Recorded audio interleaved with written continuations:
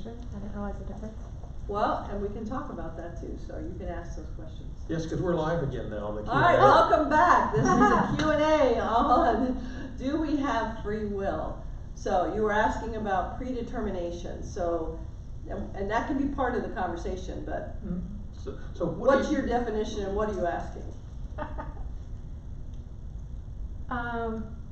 Can we hold that thought? I want to start with a different question. Sure. Yeah, sure. We can go to another question. We'll come back to that one. So with free will, would you have more of that as a baby than you would as an adult in the way you describe it? Because as a baby, you've not yet tried foods, or. But you still have the genetic predisposition. And you're only going to try the food that someone hands you. Well, let's discount foods. Then let's go to a different sensory thing, like music or sound. Like you haven't established what you like yet.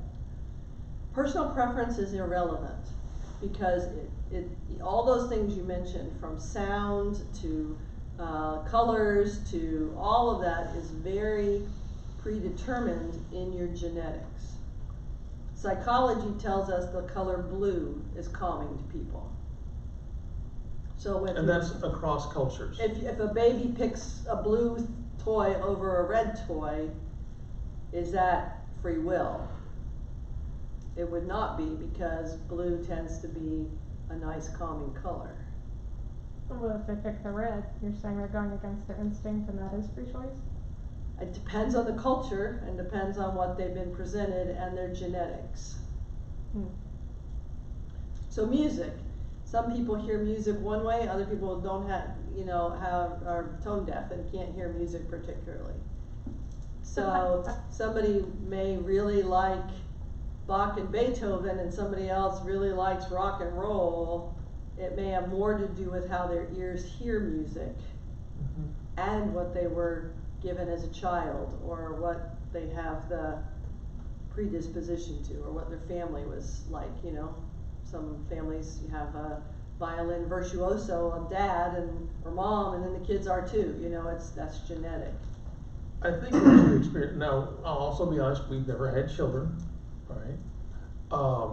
But I think what you witness with children is that they are attracted to everything because it's a new experience. They want to, they hear a bird in the tree and they're like, doesn't mean that they're necessarily enamored by the song, they just hear something that they don't know yet.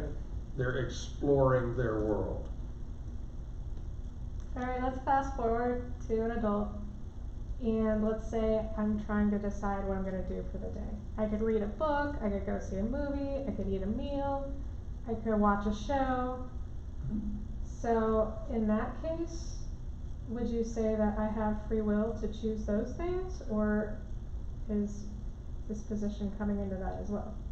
I would say that you have limited free will in those things, because your choices were read a book, watch a show, take a walk, whatever, right? Now, it depends on what you were taught as a child, what was a worthwhile use of your time. If you were taught that reading was a really good thing, you're going to tend to want to choose to read. If you taught that going to a show was more acceptable than sitting at home reading a book, you're going to go that direction. So it's a combination of the two. Well, it's also going to be physiology as well. So my mother was a huge influence on me, loved to read, read all the time, reading, big avid reader. I am not. I have dyslexia. Reading is difficult for me. So reading, because of my genetics, this glitch, reading a novel is very hard for me. So I would not choose it, but am I really choosing? I'm not going to do it because it's hard. And my body, my eyes, and the way I see words gets all jumbled up. So I would choose, again, that choose word, right? It would appear that I'm choosing not to read, even though my family genetics were all big readers.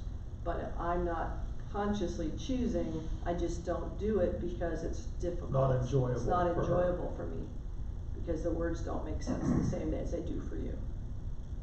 It seems like a lot of people make choices to do things that are not enjoyable to them. So if we're just going purely off enjoyment, I see like a clash between maybe how you were raised. If you were raised to read books, but you personally really prefer art, like then there's that clash between how you were raised and what you yourself are predispositioned to. And then wouldn't you be choosing between the family teachings and your own disposition? Well, in my case, so I'm just gonna go back to my thing I gave you. Mine's biology. The biology of dyslexia, I don't read the way that you read.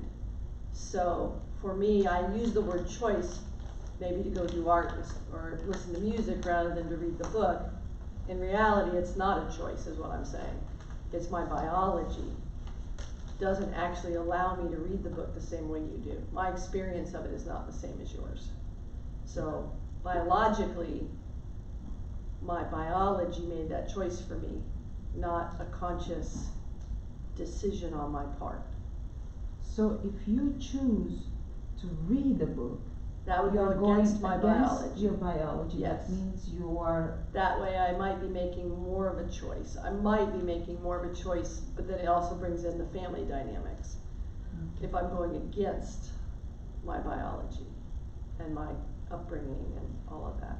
Well, I'm gonna chime in a little here, knowing you, and this Yeah. example, is you will never choose to read a novel. Isn't gonna happen.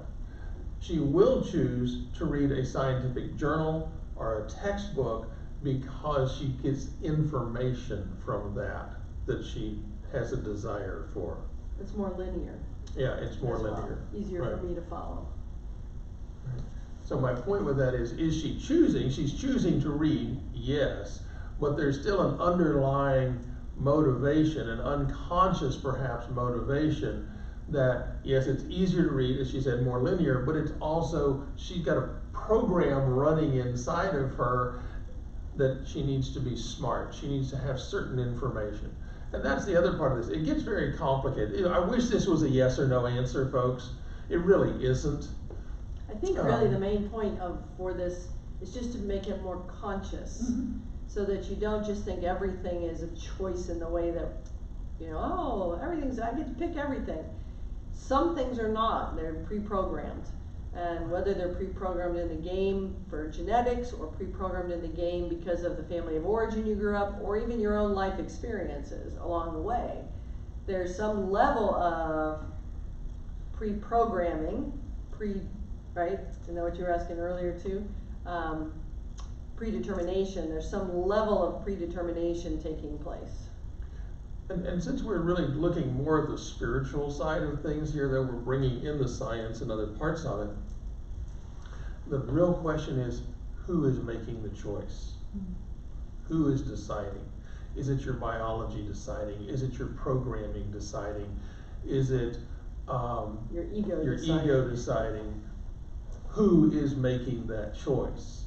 Because a lot of us struggle with choices we may have made in the past. All right, and would we make that same choice again? The answer is it depends on who made the choice.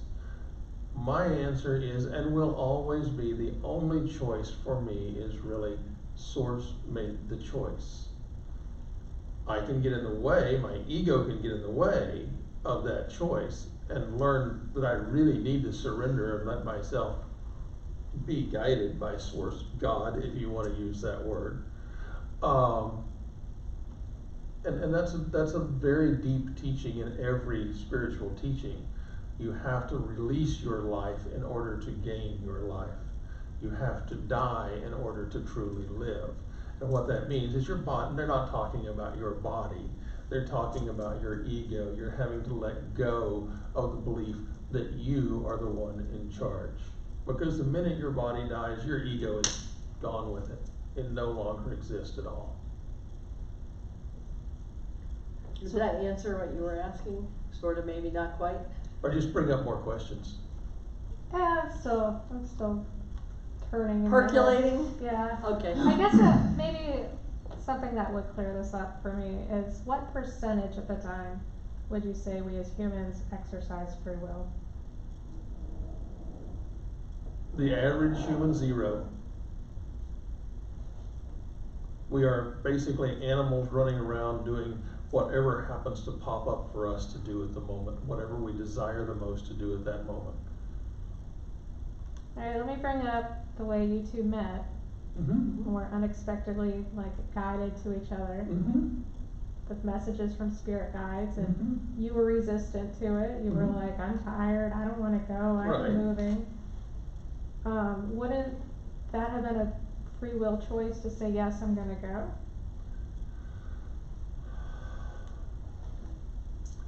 The question is whether we would have met if I didn't. Alright? It would appear that I had a choice not to go. But that prompting was not going to let me stay on the couch that night. And my experience through life is when I'm having that much prompting, if I go against it, it's not in my best interest. So did I choose to go? Possibly. Did I choose off of experience of what happens when I don't listen to that prompting? More likely. And I would say that most people walk around in a hypnotic state. Mm-hmm. They are not aware of anything beyond their life. Their day-to-day struggle, grind, go to work, go home, go to work, go home, take care of the family, that there is nothing beyond that for most people. And so they don't have the guidance that you listen to or that I listen Right. to. I would say that as you wake up through the game, as you move to the higher levels of the game, so assume that 98% of or 99% of everybody walking on the planet is still walking around down here and they think that's all there is, right? As we move farther up the game and we start listening more to source and hearing those nudges to do something against what we normally would have done, stayed on the couch, not bothered going. When you go against what it is that your base nature may lend you to believe by listening to your guidance or whatever, that's perhaps more along the lines of what we think of as free will.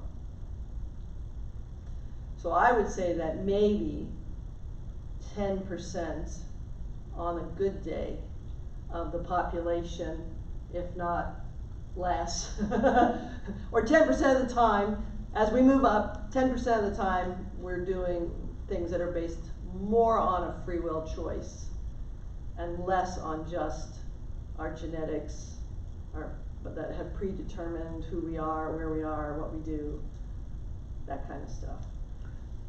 So basically you can say that the definition of free will in this game is the capacity to be able to pause Mm-hmm. Mm-hmm. and not continue the current that you're in, but to be able to pause and listen to something that could be a little bit different, Mm-hmm. and then make that choice Mm-hmm. because you know it's for your highest good. I think that would be a good way to put That's it. a good example. Yep. Yep. And then the majority of people don't have any idea anything we just talked about, Right. and they're not, and conscious, I don't mean like just you're metaphysical and therefore you're awake and you're conscious, that's not what I'm talking about, Mhm. but most people just go through the daily day to day, and never actually are present. And I Right. think the more present you are in your day to day, the more aware you are of your things you're picking and why, the better chance you have to make something that we would call free will, to make a choice that we would call free will. And I think we may need to talk a little bit about social hypnosis here. Yeah, sure. All right, because a lot of us have begun to awaken to the social hypnosis that we were brought up in, and I'm going to pick on your ex-husband a little bit. just a little. Never met him, but I've heard the stories. But one of the things, when she first met him, his family was Democrat, yes? Staunch Democrats, and at that moment, I was a Republican. Right. They're native Texans, they grew up here. But they were Democrats. She asked him, so why are you a Democrat? The answer, that's what my parents were. Okay, that's social hypnosis. Social hypnosis is I do it because someone told me to. It's the way that it's always been. There's a wonderful old story out there about a young girl who was going to cook a ham, her first ham for her new husband. And so she went in, she got the ham, she cut the end off the ham, she cooked the ham, it was wonderful. And her husband looked at her, well, why did you cut the end off? And she says, well, it's because what my mother did. And he said, well, why did she do that? She says, well, I don't know, I'll go ask her. So she went and asked her mom, why do you cut the end off the ham before she cooked it? She says, that's what my mother did. And he says, okay, well, let's go ask Grandma. We get to Grandma, and Grandma says, oh, I did that because the ham was too big for the pan I had. All right, So now 3 generations have wasted ham. because they didn't realize that the pan's bigger now or the ham's smaller, either one. And it's just the way we've always done things. All right, part of what we're asking, and part of the reason we talk about these things, and please remember, we have always said, do not believe this. Try it, see if it works for you. If it does, use it. If it doesn't, chunk it to the side and it'll show up later to be useful. But part of this is to ask you to really look at what's behind your choices.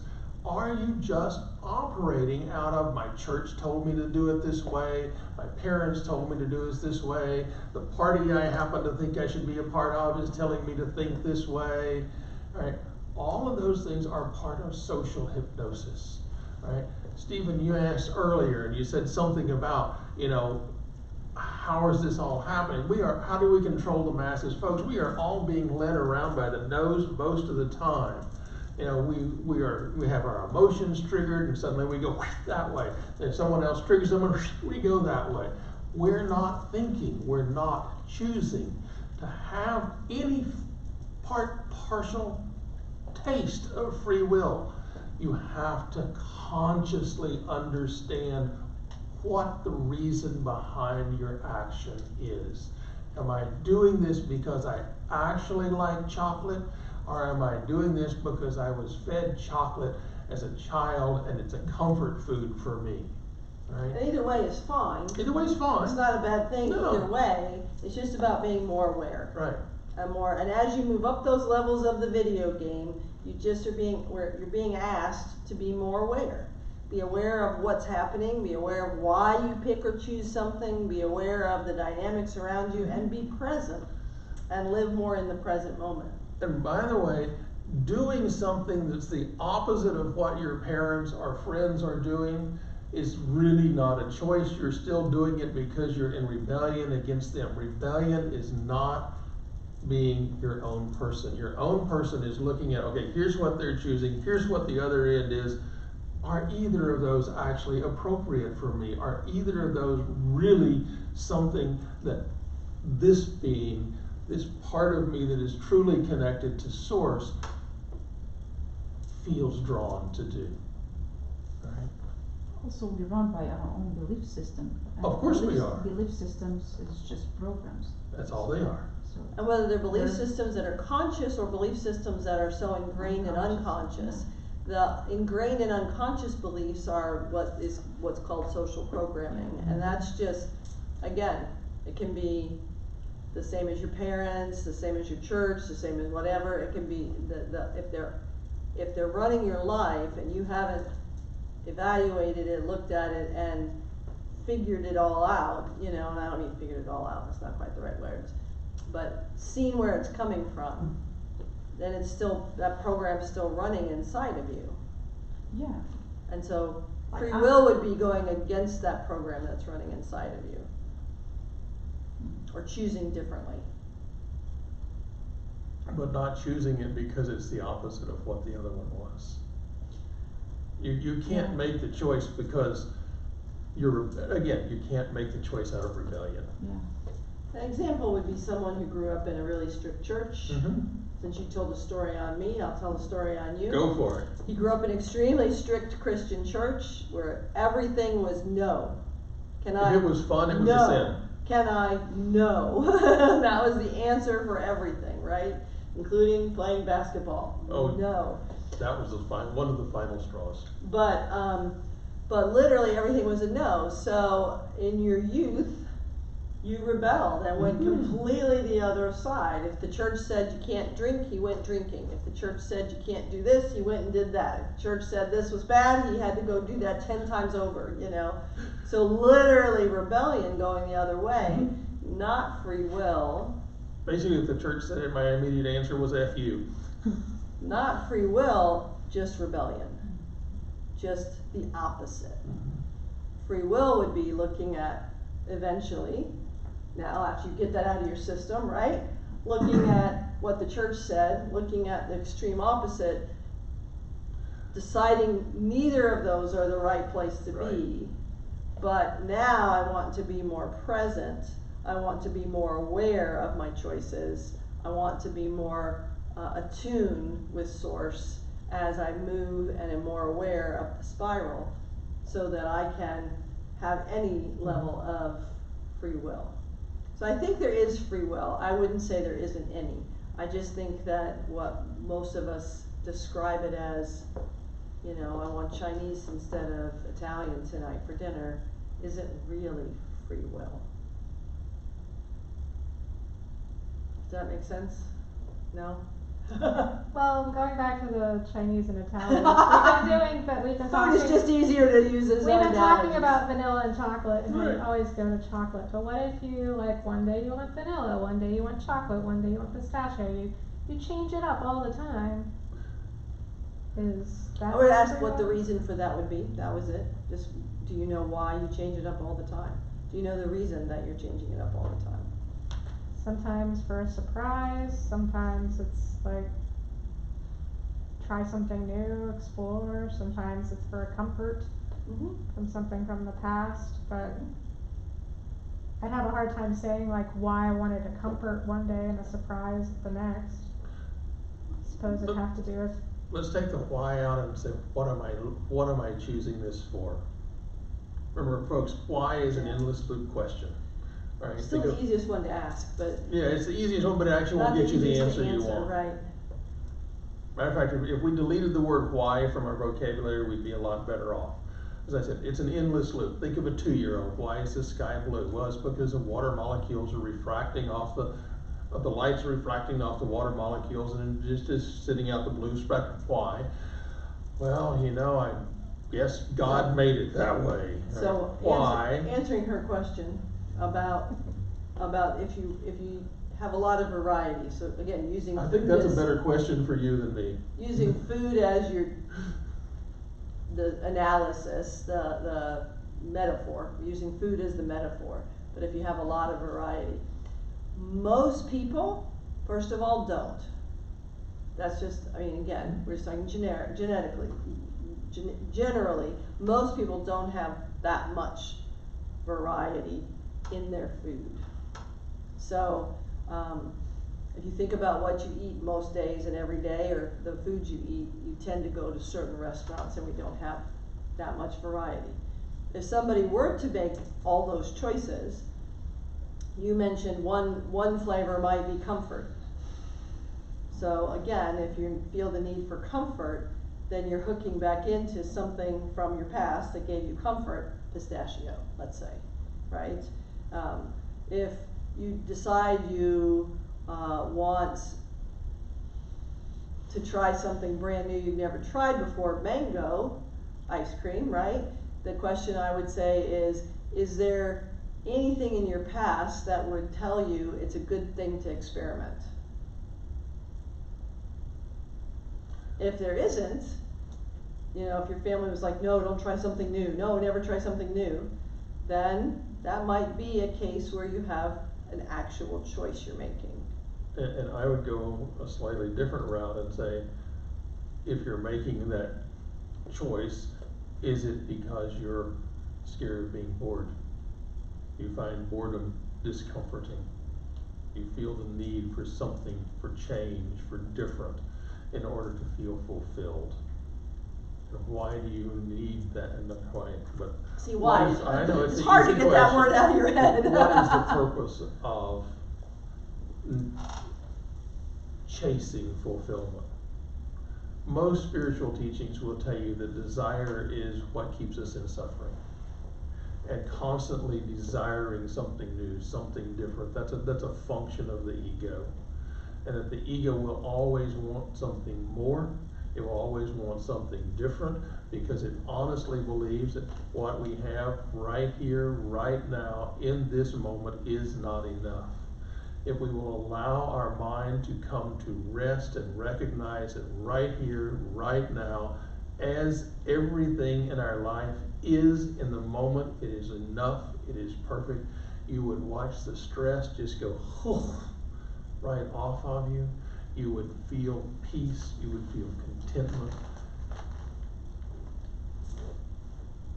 And then what do you need to choose beyond that? I think maybe it's finding peace that in my belief system, I've always felt a puppet. Mm-hmm. And for me, there is no free will. Mm-hmm. It's just to be here and just observe. Mm-hmm. The best thing that one can do is be the observer and find that peace. Mm-hmm. Because we are led, but being led is also not free will. Right. So for example, in my experience, I can only talk about my experience, right? When I was going through a hard time in my life, I decided, well, I need to heal. But that decision of healing is because I couldn't see, like, in order to move forward, I needed to heal. Mm-hmm. So I went against my nature to go to a specific workshop that I would have never, in the way my upbringing, the way Mm-hmm. I think I would have chosen. But I signed up for it. Mm-hmm. I don't feel I signed up for it. I feel that it was like a very strong guidance Mm-hmm. that signed up for it. So it's really not me either, Right. or whatever that me is, Mm-hmm. right? So within my frustration, I'm gonna say all I need to be is just the observer. I really have nothing to do, Right. like nothing to take action. Yeah, nothing to do. So my job is just to go with the flow, observe, and whenever things have to happen, they will happen. Mm-hmm. They will be presented. If I'm more attuned, I will be able to follow the left and right to make it less curvy, less painful maybe. But I don't feel that there is true free will in this Mm-hmm. level of the game. Mm-hmm. I think this has agree. made us an enslavement. So the programmings are, the more I perceive things, the more I realize the less free will we have. Right. If you are in a boat on a river, you appear to have a choice. You can either paddle downstream or paddle upstream, right? But if you decide to paddle upstream, you're going to keep paddling and you're eventually going to get tired and you're going to take a break, and what happens the minute you stop paddling? You start heading back downstream, right? This is life, folks. This really is life. And part of it is learning to release the need to be in control, Yeah. release the need to think you have a bigger picture than the universe itself, release the need to struggle. Right? Our society teaches us we have to struggle. We have to earn a living. We have to do all these things. A lot of them are so we can look better to our neighbors, or to get the approval of someone we think we should, we want them to like us. All right, all of these are ego motivations. Mm-hmm. What you just said is very real. Once we begin to step back, just observe, realize there is a flow to our life. We talk about it, be in the flow, be in the flow, I'm in the flow. Right? release yourself to the flow. Just go. Now that doesn't mean that when you see a rock coming, you can't take your paddle and push it off so you don't smash into it. All right, but you're no longer fighting the flow of your life. And actually, I'm going to say, because I don't want it to sound like predeterminism in the sense of, you know, oh well, give up, because it really isn't that. It's actually more of a freedom and a release when you're able to be in that flow and be that observer and step back. There's actually more peace. There's actually more freedom. There's actually more feeling like you're in a good space. It really isn't a you know, oh, screw this all, I'm not going to do anything. It really is much more of a loving, peaceful space that you move into, and you just find yourself more directed or guided by Source in a positive way. Because, we don't take it personal anymore. Correct. Because you know you're not the game, you're not the avatar, you're none of it, and it can become more playful because you're able to detach instead of taking it all personal. That this is my decision, this is my thing, this is. You actually see the currents within the current, and you can flow within the flow. Right. So it's easier. That's all. Move to a different space. Right. And so social hypnosis, which is kind of where we started on this particular part of the topic, is really just where you aren't aware that every choice you're making isn't really a choice. You're just doing it because it's what you've been told, or for some reason, or through biology, or some, as you said, reaction to something else. And so understanding some of that underlying, you don't have to understand every piece about everything, but understanding some of those underlying issues helps you see better when you are, again, back to the topic, truly choosing from free will, and when you are choosing from habit or society or genetics. You can still use the word choosing, you're just, it's not a free will kind of choice. It's not true free will. I mean, even you talk about how things are biological. Whether you are conservative or liberal is actually a biological choice. It is not a mental choice. This is, again, neuroscience. Those who are conservative tend to be functioning more from, and please hear this word, their reptilian brain, the older part of their brain. Those who are more liberal are functioning from the forelobe, or the frontal lobe of their brain, the newer part of the brain. This is not a better or worse. This is not a right or a wrong. This is simply the fact that that's how your body functions. All right. Yes, if you are functioning from back here, it tends to be more fear-based. You see more things that are danger, more things that could be wrong. If you are functioning from up here, you see more things that could go right. Right. Is that free will? That's your body, that's your avatar's program that you came in with. That wasn't built by families, that wasn't built by anything but just the genetics of the body.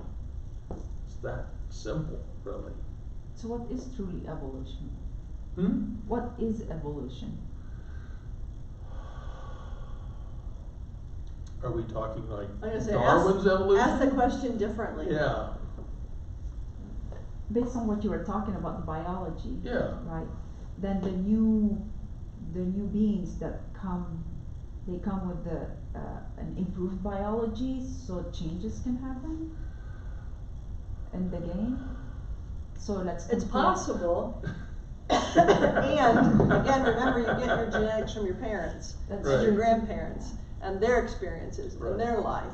So yeah, there can be some shifting through the generations, but it's still, the base programming is still going to be there of your family. Correct. Yeah. The basic definition of evolution is survival of the fittest, or actually the survival of the most adaptable is really what Darwin said. Really, yeah. You know, fittest is where it got bastardized to. but it really is adaptability. And I said reptilian first, and that is, you know, it is reptilian and mammalian. That's how we refer to them scientifically. Even a alligator, all right, which will, if it's in its own pond where it's been all of its life, where it grew up from, you know, a baby to adulthood, if it'll have its own tracks. It'll have the same rut that it goes through into the water almost every time, back and forth. Then a flood comes and it washes it downstream, and it no longer has that.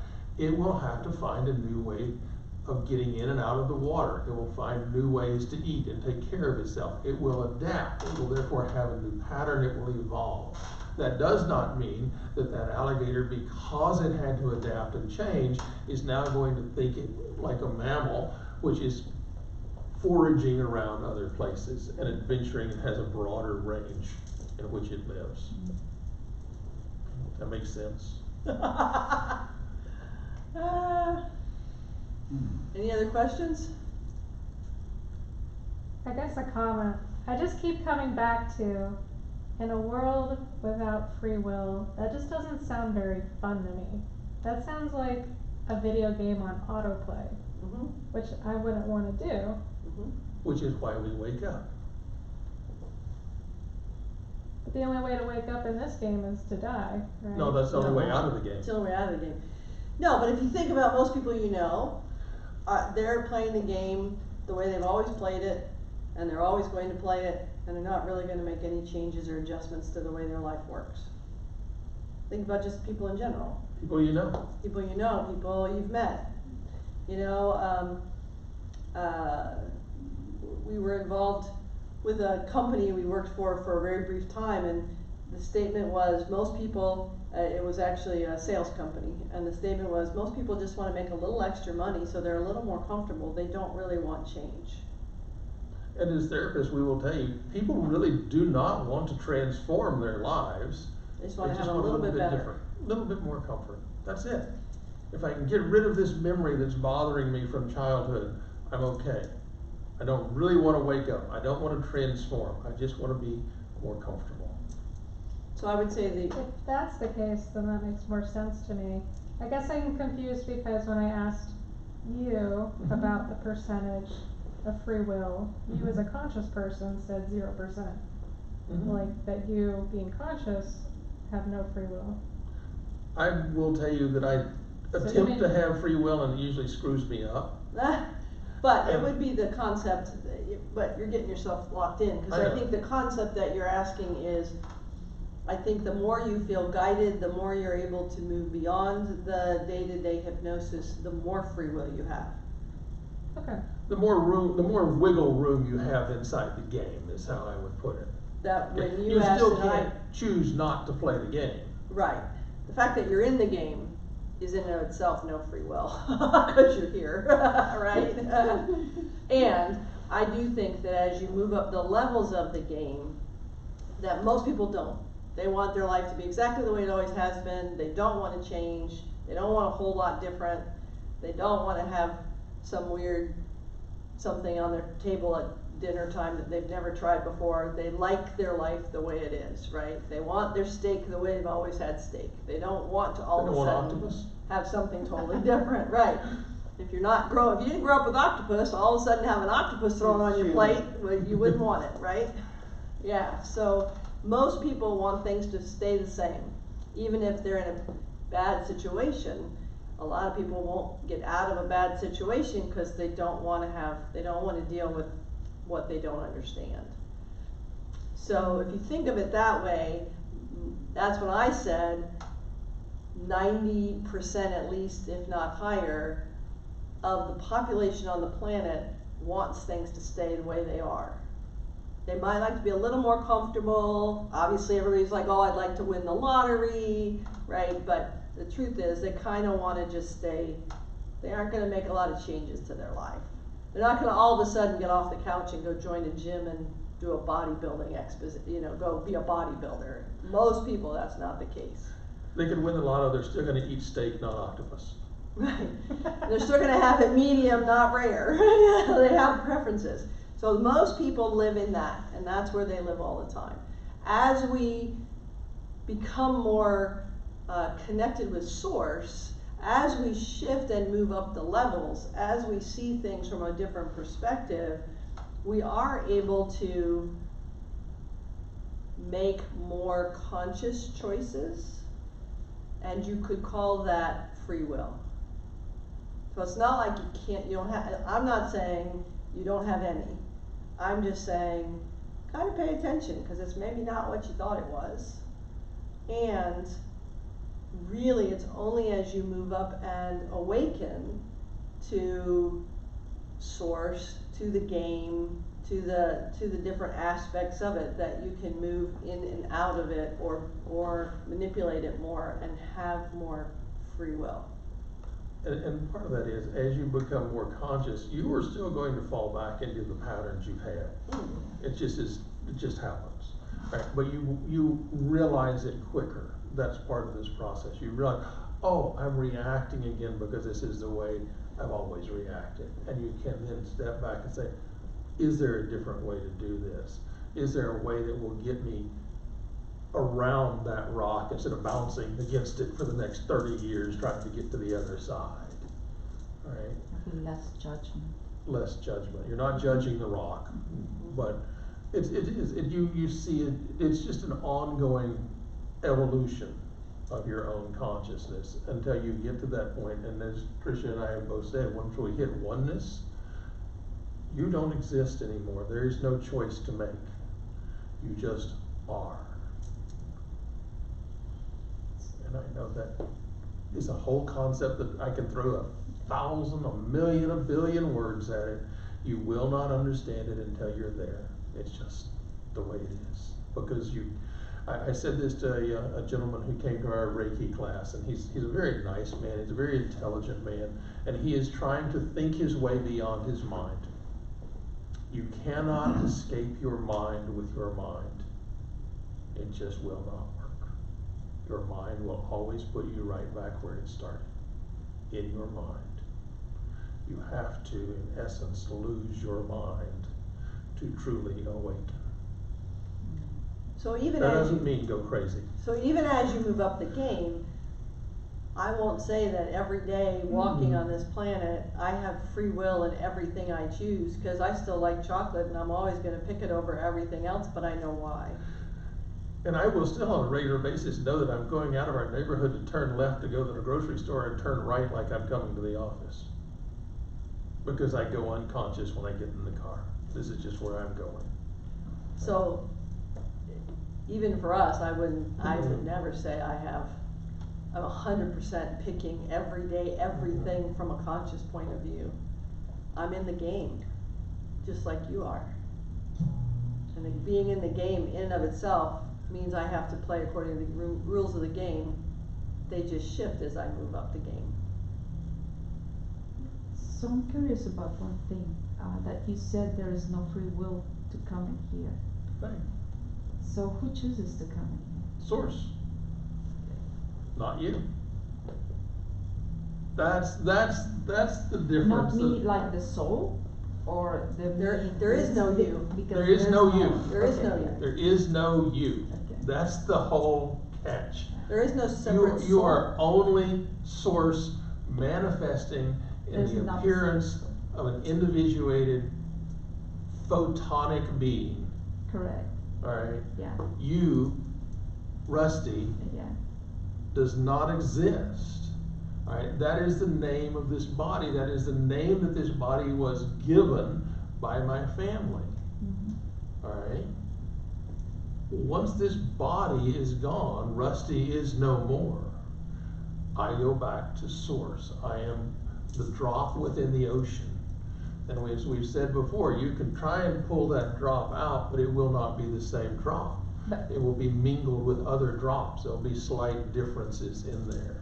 correct. So there are different levels of drops, let's put it this way, right? So because everything is source, right? Everything. So as the drop, when you exit the body, won't you join in like another drop, but still a bigger drop, so to speak? Because once we go back to that oneness, there's this sort of nothingness, right? Right. and there is no movement, there is only stillness, there is no, Nothing, nothing, no thing, no, exactly. no object, no subject. Exactly. So Okay. we play, as we play, not only within this, but within the galaxies, beyond galaxies, everything is just, All things are possible, right? I don't limit the game. I've learned not to limit source and what it can provide. yeah. So yes, I think there may be times that, you know, you're not exiting the game completely, but you're moving into And you're the moving into a difference- puddle, not into an ocean. Correct, Right. correct. For me, and this is just for me, I don't want to be in a puddle. I want to go back to non-being. I really want to go back to non-being. I do not need this. I have got it. That's why I feel that we don't have a free will, because if it was my free will, but I don't know whose free will it really is. Return I'm back to here source, until I'm not. right? I'm here till I'm not, and I think sometimes you just don't have to know. Yeah, yeah, Right. Delete the need to know. yeah. It's not necessary. So, you know, and again, it's funny, I know I'm kind of coming back around, but it's funny because in the metaphysical community, people will say, you chose your life, you chose your parents, you chose your Trauma. experience, you chose your trauma, you chose, and we've addressed that many times, that we don't think that, I don't believe in that. But you've chosen all this, so that to me sounds like predetermination, right? Mhm. So if I've chosen everything, how could I have free will? So what is in sovereign? metaphysics, That they speak sovereign too, metaphysics. in metaphysics, they actually, in my book, are saying two things that are opposing, two opposing concepts, and they seem to be okay putting them together. One is, you picked it all, and the other is, you have free will. Well, if I've picked my experiences, how can I have free will? So there it becomes that, to me, there's that dichotomy of, well, if I picked it all, then everything's predetermined, that I'm gonna have these parents and this family and these traumas and this experience, then how am I having any free will? And if I didn't pick it all, then all that stuff you teach about, I picked it all, has to be wrong, because now you're telling me I have free will. How can those two things go, opposing ideas go together? And if you'll step back and look at the I picked it all and I have free will, both of those are actually your ego trying to have some level of control over the uncontrollable. That's all it is. Right? I picked it all. Therefore I'm not a victim, I chose it. I have free will, I can choose differently. It's about control, and your ego, the one thing that your ego craves above all else is control, because at a very core level, your ego knows that it is a false being. It really does not exist. It is a part of the whole. We are part of one whole.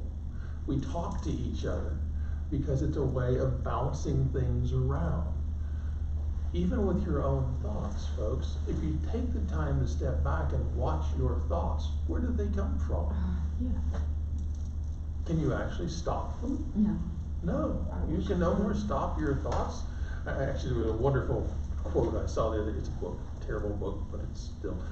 The mind makes thoughts like the butt makes farts. And that's kind of true. It's just what the mind does. It's a real book. It is a real book. It actually is a And children's book. it's for about, you know, 6 to 8 pre-adolescent, year olds. pre-adolescent No, boys. 6 to 8. 6 to 8 year old boys. Yeah. Or But really the gross mind girls. doesn't make thoughts, you just pick up like the antenna what is out there, right? Kinda? Kinda. Anyway, that's a Whole different topic. Alright, any So- other questions, so comments? to me, that would be the, you know, I think when you look at any kind of religion, one of the things that you look at is how can this and this both be true? Those two things don't make sense.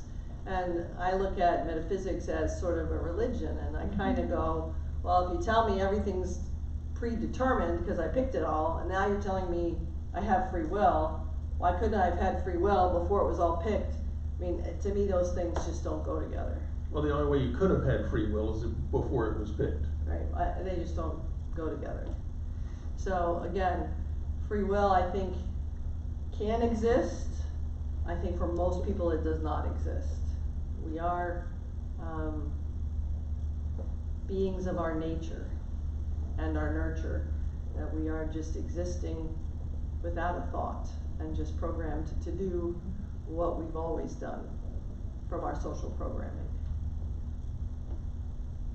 Did you have another question, or are we good? I could keep going. You can ask whatever you want.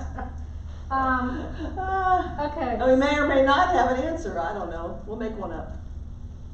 This would go to the question of if there's a multiverse and there are different versions of us that Thank you. exist, I was just thinking the same thing.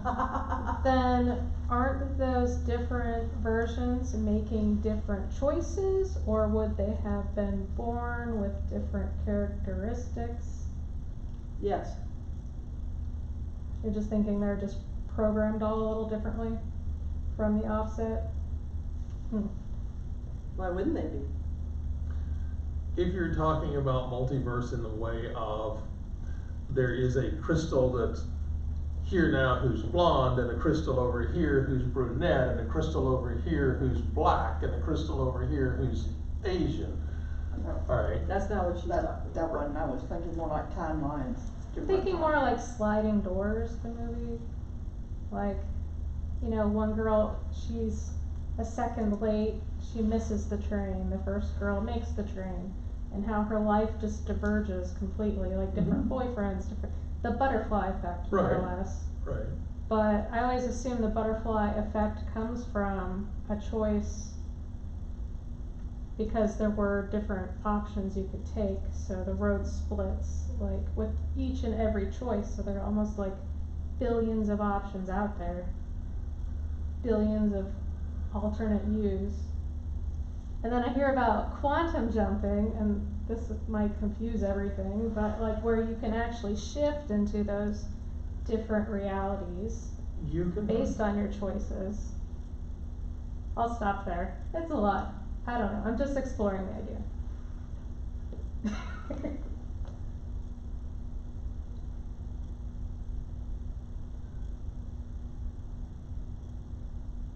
Yes, source can play out every possible scenario that you could imagine, but it's not you doing it. It's source playing it out in each and every one of those timelines, in each one of those multiverses. It's still not you. And this is, pardon my French, but the mind fuck, all right? Because the mind can't get it. Watika. Huh? Watika. What's that? Look it up when we get through. It's a different topic. It's about the mind being insane. Mm-hmm. The mind is limited. Source is not. That's the whole thing. And when the mind tries to apply limits to the unlimited, it goes crazy, right? Because it just can't do it. It's not the mind's job. The It's mind's not the job is mind's just job. to survive Right. this game. Yeah.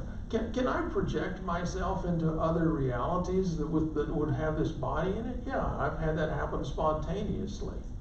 All right. Do I think that source can put all that out there? Of course it can, but it's not me doing it. It's not my choice to be here or there. Right now, the part of source that is talking to you as Rusty is focused here. All right. I would not be able to suddenly go and be talking to you from someone who chose not to go to that meeting where Tricia and I met. Right? Does that perhaps exist? Of course it does. Everything is possible. Right? Well, does it matter is a better question. Probably Does, not. does knowing you could have Probably chosen not. differently change where you are right now? Matter of fact, does knowing you could have chosen differently put you anywhere except in the past? Because you would have had to go back to make a different choice. Right here, right now, in this present moment, is where your focus needs to be. Not worry about what someone did to you yesterday, 10 years ago, 20 years ago, not being concerned about what's going to happen tomorrow, next year, 20 years from now. Right here, right now, is the only place that you have the ability to focus and awaken. Right here. None of this else